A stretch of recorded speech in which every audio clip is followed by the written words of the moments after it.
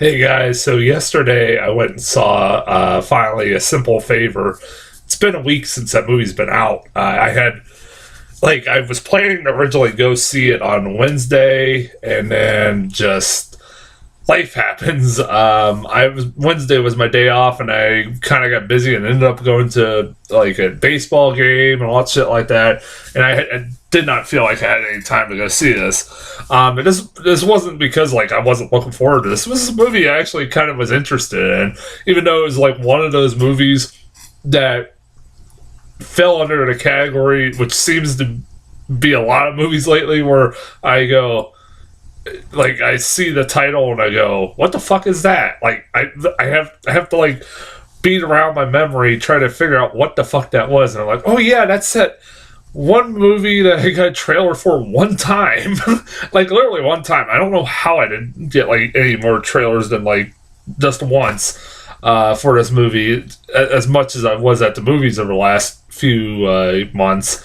I had only got this trailer once, and it was for the new Paul Feig movie. The guy who, you don't know who Paul Feig is, he's the guy who made Bridesmaids, Spy, The Heat, and everybody's favorite movie, the recent Ghostbusters film. Everybody loved that movie. Like I said, he's a pretty goddamn good comedic director.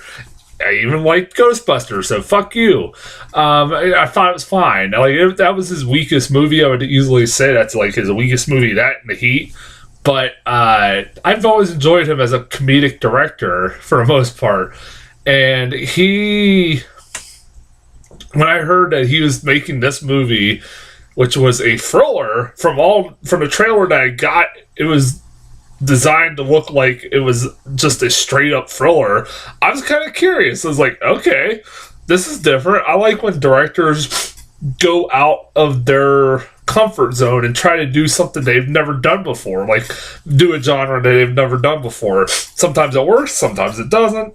There's a lot of directors that do that. Robert Rodriguez, God bless him, tries to do kids movies. Not very good at it, but whatever. I mean, hell, I still gotta go see House of a Clock in the Walls, and then that's from Eli Roth, a guy who fucking made some really horrible horror movies, like gore fest horror movies. But he's now making kids movies, which I hear it's supposed to be pretty good. So I don't know, like maybe he has a knack at doing that maybe he should be doing that instead of fucking kids or horror movies. But anyways, like I said, I was interested. I was like, you got me curious. Like, it had pretty good cast from what I saw of it, and I'm like, it doesn't look too bad. And yeah, I really liked this movie. This was even a movie that like I went to when I was going to concession stand before the movie. The girl at the counter was like, "What movie are you gonna go see?" And I'm like, A Simple Favor, and she's like, "That's a really fucking good movie." So yeah, it's like okay, they don't usually always tell you if the movie's good or bad, and if the movie's when somebody's telling me it's pretty good, I'm like, all right. I'd heard decent things about it. I'm like, and this was pretty good. I liked it a lot. It was a solid thriller, and I'm like, man, I want to see Paul. It made you want to see Paul Feig do more movies like this. He's pretty good at making a solid thriller. It is a comedy too. It has comedy elements to it. It has like the kind of comedy you would expect in a Paul Feig movie, but it's a really dark comedy, which I kind of like. I like dark comedies, and like this is like it has elements of a thriller and elements of a comedy all mixed in, and it works really fucking well. Both the lead actresses are fucking great in this movie. Anna Kendrick, who I've been a fan of her since Up in the Air, when I first saw her in Up in the Air, which I fucking love that movie. Is really good as like this straight-laced mom who, like, is really good, just really good at being a mom, and like she's a widow who is taking care of her kids, or her son by herself, and like she helps like basically she runs a video blog online, basically teaching other moms how to cook and make crafts and shit like that. And she also likes to volunteer for school projects and everything else like that, while other parents just kind of mock her and make fun of her. I think everybody, we've all had seen parents like that before. And then you have the complete exact opposite, which is Blake Lively, who honestly, like, I don't know if I'm the only one who has this problem, where every time I see Blake Lively, I can't remember if, like, I always have a trouble differentiating her and Amber Heard. Like, I don't know if I'm the only one. I don't know why I always had trouble, because I'm like, I always have like I have to try to remember, like, what movies did Amber Heard did and what movies did she do, and I'm like, because they both just like have similar careers for some reason for me. Like, they just seem too similar. But Blake Lively is really good in this movie. She's probably the best. This was probably her best role I think I've seen her have ever. She was fucking great in this movie as this bitchy, uppity mother who is like an assistant for this fashion guy who's a fucking dick, and she doesn't take really any shit from him. She really is just kind of a bad mother. And she kind of, you know, becomes friends with Anna Kendrick, and I thought the chemistry between the two of them were really funny, and like, and it was really good. You could believe them as some sort of friends, which, even though really it's really a more one-sided friendship in that, you know, really Blake Lively is taking advantage of her in a lot of ways, especially telling, like, you know, basically that's what the whole movie A Simple Favor, the title, comes from, is because Blake Lively, or Anna Kendrick, tells Blake Lively, you know, as a favor to you, if you ever need me to pick up your kid, you know, if you're busy or whatever, I will do that for you. And of course, he takes advantage of it, and that's where it kind of comes into play.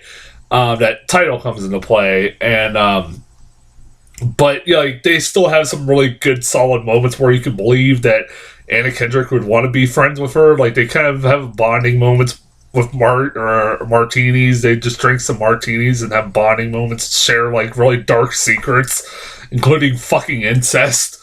I am not making that up. A story about incest. It's like, wow, you went there, movie, huh? Okay. Like, it's like that. It like results in a fucking parent murder. It's really fucked up. That, like, Anna Kendrick's story about her brother and her husband, it's fucking crazy. It's like, and there's maybe some fucking inbred, like, her child might be inbred. That's kind of getting the spoilers. That's some fucking weird ass territory. I see that going in that fucking direction. To which, like, Blake Lively gives her a really crude nickname throughout the whole movie. Even got the guy who was the lead in Crazy Rich Asians, who, like, he might be one of those guys you're like, yep, they're probably gonna try to make him a thing nowadays. And he's a really good actor. He's really fucking charming. He plays Blake Lively's husband, who you could tell, like, there's something going on. There's some problems with them going on pretty early on. You could tell, like, Blake Lively's drinking all the time at 2 PM after she picks up her son. Her husband is like an author who wrote one book and then never wrote anything else. But yeah, it's a movie that's keeps your interest, like, where it's gonna go. Even though I guessed kind of what the twist was and what really happened to Blake Lively's character, having seen enough of these kinds of movies, I guessed it pretty much right off the fucking bat, like, what happened to her character. But it was still kind of fun going along for the ride, finding out what really happened to her, what's really going on. I did enjoy this movie a lot. If there's any complaints, I thought that this seems like a really mean thing to say, but the kid actors were pretty fucking terrible. The kids of Blake Lively's kid and Anna Kendrick's kid were pretty fucking terrible actors. They were terrible. Like, there were moments where they're trying to have serious moments of like, God, this kid's bad. Like, I don't know if I was the only one, but I was like, that's like really the only complaint I can think of. I really like this movie. It's a movie I don't want to give away too much. Even though it's something that if you've seen movies like this, you can pretty much guess where it's going, and it didn't really shock me ever. Like other than the big reveal about the fucking incest, that was fucking fucking out of left field. But I did not expect that from this movie. But yeah, I'd recommend it. It's pretty good. It was really fucking good. I want to see Paul Feig do more thrillers. I hope he does. This movie did well enough. I hope it does. I hope he continues to do movies like this, because this is like, after Ghostbusters failed, I mean, maybe it's time for him to do something else other than comedies. Like I said, yeah, like, this is still a comedy. It has some really funny moments in it still, but yeah. Trailers. What the fuck did I get?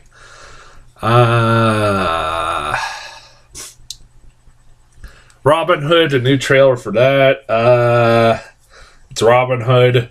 I've always loved the Robin Hood stories, but like, I don't know. It's got that kid from Kingsman in it. I was like, yeah, all right. I like him playing Robin Hood. Ben Mendelsohn playing the sheriff of Nottingham. I think that's who. Jamie Foxx is playing. Wasn't that fucking, who was it, Friar Tucker or whatever the hell his name is?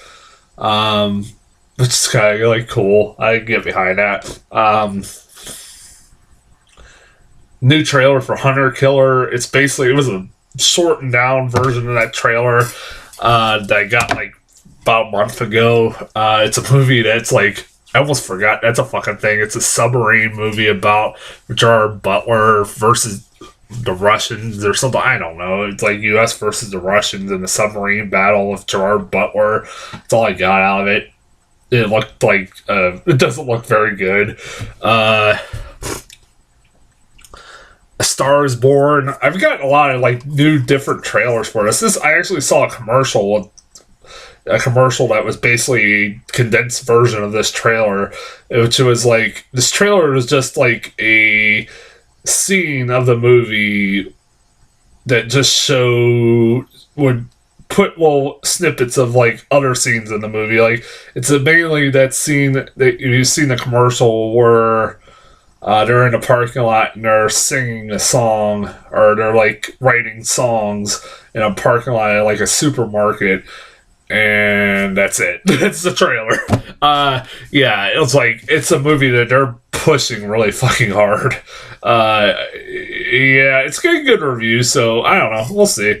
And then the new trailer of a movie I haven't seen any trailers for yet was Instant Family. This was Mark Wahlberg and Rose Byrne are a husband and wife who can't have kids, and they buy this big house, so they decide to adopt like this teenage girl and her two siblings or something like that, I think I remember. It's about, them having to become a family, learn how to become a family and all stuff like that. It doesn't look that bad. It looks like your stereotypical cheesy kind of movie that you'd see from this kind of genre, but it didn't look that bad. I like Rose Byrne and Mark Wahlberg, so yeah, that's as far as trailers go. I do gotta still go see House Clock with a Clock in the Walls and Fahrenheit 11/9. I'll have reviews of those sometime this week. I won't be able to go to the theaters till Thursday, and that's my day off. But until then, I'll talk to you guys later.